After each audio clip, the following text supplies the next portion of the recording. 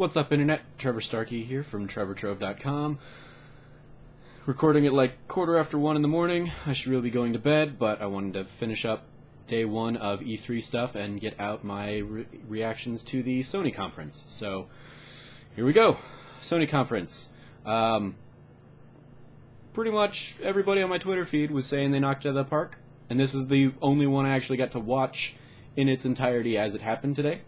And yeah, it was definitely a great conference. They kicked, they hit the ground running full speed ahead with God of War, and then went straight into Ben's game. Gave Last Guardian a release date. What'd they do after that? Horizon Zero Dawn had a great showcase trailer. Detroit Become Human had a great trailer, kind of showing off, you know, the Quantic Dream norms of branching narratives and all the different outcomes that you can have in a situation. Resident Evil 7 got announced, which may or may not have been the Kitchen VR demo kind of all along. Somebody was posting an image out there where Kitchen had a 7 kind of hidden in it, in the T. There was a break in the T, so it looked like 7 and then the T. So yeah, and that's going to be playable on console, but also fully playable in VR. So that was a big get. Hopefully Resident Evil fans are happy. I'll never touch it because I'm a big old scaredy pants. Then we got a handful of other VR announcements. A firm date of October 13th, as opposed to the more nebulous October. 50 games coming by the end of the year. And then 5 more specific VR games. Let me count. Farpoint being a new first-person shootery game that is set on Mars. No release date on that yet. Maybe that's one of the ones coming out this year. I don't know. When I went to look for a release date on it, I found a blog post that basically showed that they've got a new peripheral that's going to go alongside it, a Move PSVR aim controller, Move controller. I don't know. It looks like a dumb little peripheral with a Move wand and like a trigger for shooting things. So weirdly, they didn't show that during the conference. Haha. Anyway. After that, we had Star Wars Battlefront X-Wing VR, which X-Wing VR Mission got a little brief tease, which is most likely why people were wearing VR headsets in that EA interview video that we touched on yesterday. Then you've got Batman Arkham VR from Rocksteady, featuring at least Mark Hamill returning as the Joker, coming in October. And then Final Fantasy 15 got a new trailer and a VR experience to go along with it that looks like it's kind of building upon the episode Duskai Behemoth fight that kind of culminated in that, or ended that demo. Kind of first-person shooter of the Behemoth battle. So yeah, lots of VR games announced. Presumably, at least half of those are probably coming soon. Probably coming by the end of this year. We will see. Then they transitioned into,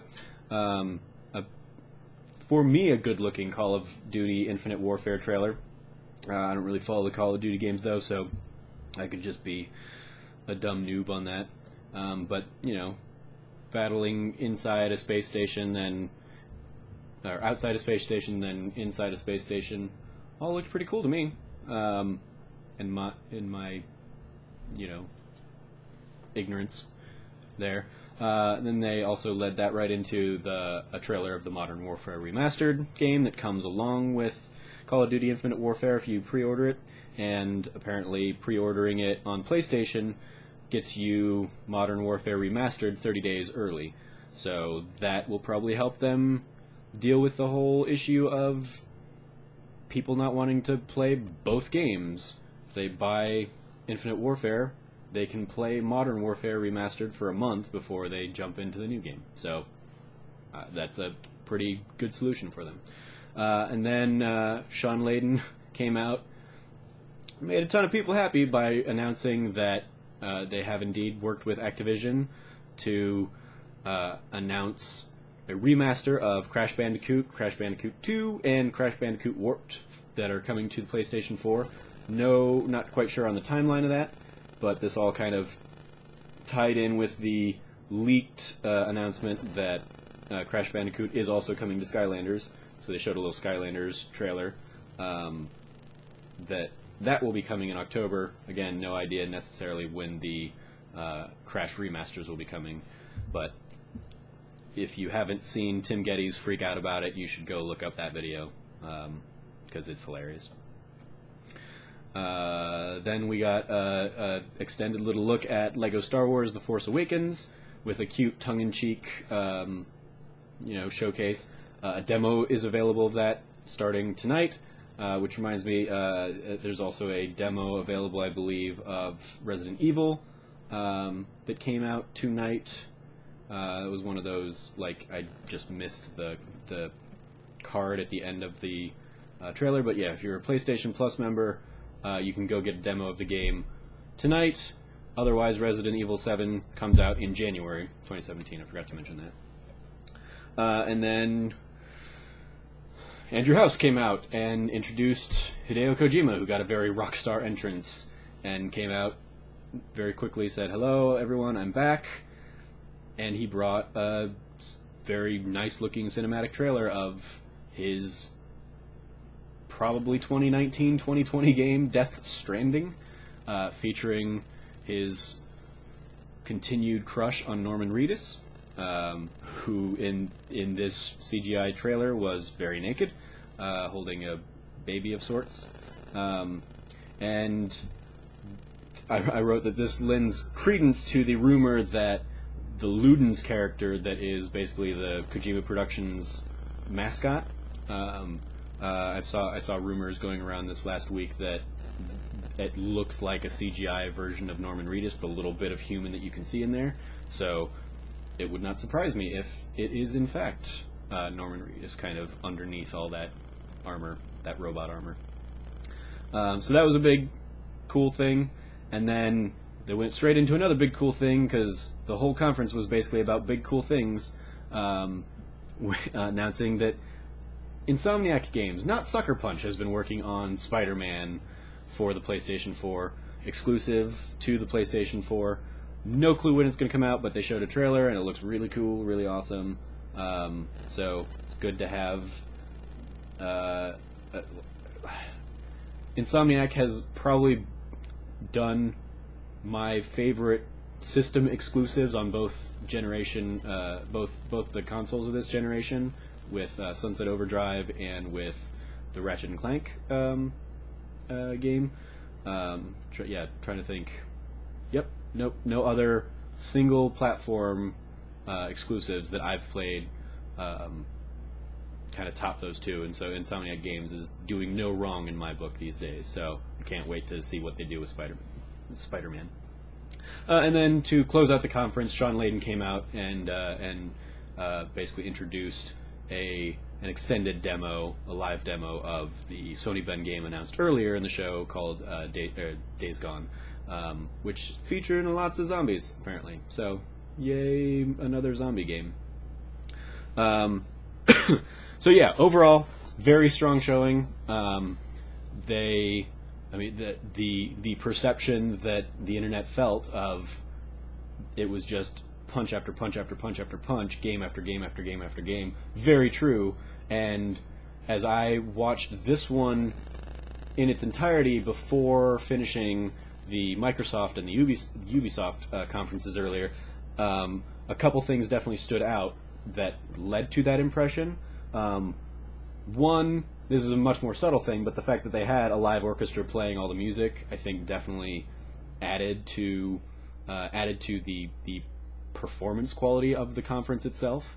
Having, especially big bombastic moments like the couple times the Star Wars theme started playing, but even just having the orchestra play background music during like the Horizon Zero Dawn trailer, or even transition pieces and stuff. The fact that it was a live orchestra as opposed to canned audio from the presentations themselves added a whole new level, I think, to the presentation.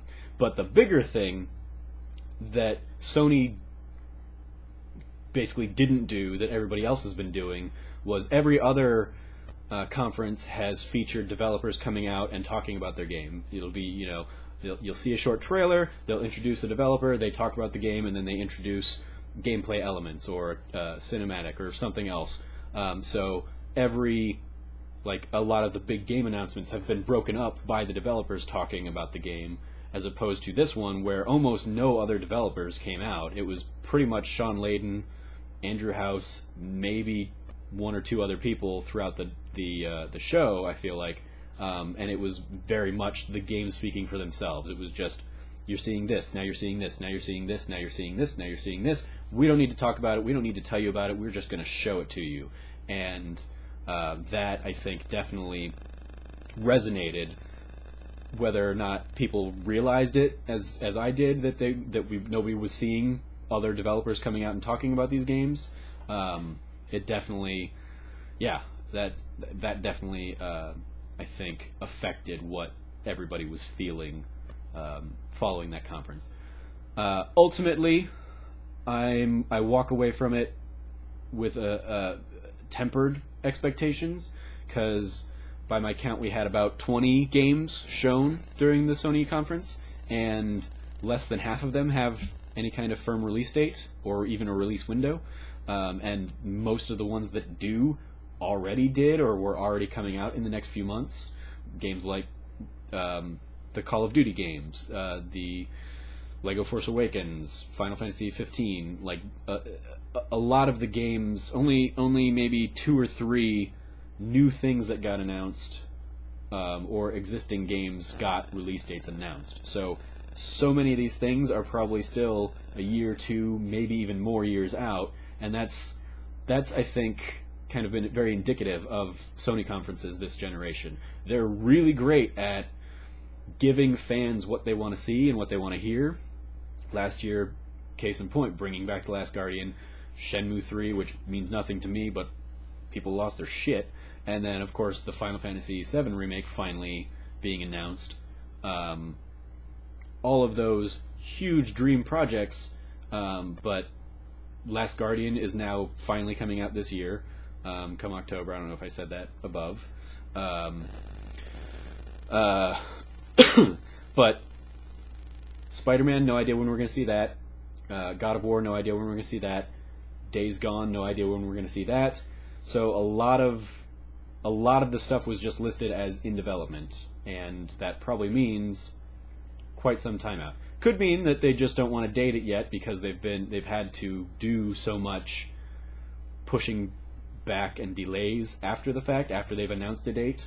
They could be trying to wise up and say, no, we're only going to give a date when we know we're going to hit that date, and that's great. But they've definitely they've given a lot of dreams, and they have been much slower to actually realize those dreams this generation. So, who knows when we're going to see most of this lineup. All told, it's a great lineup, and as I tweeted out, like, oh, when are we going to play these games? Oh, eventually? Great, good enough for me. Fine, awesome, amazing. Because it is an incredible lineup of games, and I think I think people are resonating with that. The sheen might wear off in a few days, and they might kind of get the same little bit of cynicism that I've kind of got going into it, but ultimately, it was a solid night for Sony. I'm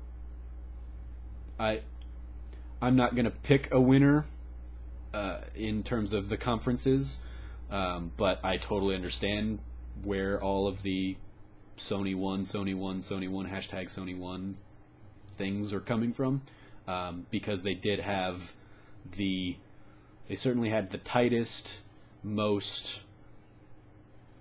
announcement, game conference of any of the others. And yeah, that's certainly a tactic that seems to have resonated with a lot of people tonight. So those are my thoughts on the Sony conference. Now that it's 1:30 in the morning and I need to get some sleep, Let me know what your thoughts are in the comments below. Follow me on Twitter at SnarkyStarky. If you want to go see the full lineup, a full recap, go check out TrevorTrove.com. Like, subscribe, share, do all of the YouTube things. Thank you, as always, for watching, and I will be back tomorrow, most likely, with some kind of recap or coverage of tomorrow's Nintendo event. So until then, until next time, thanks for watching.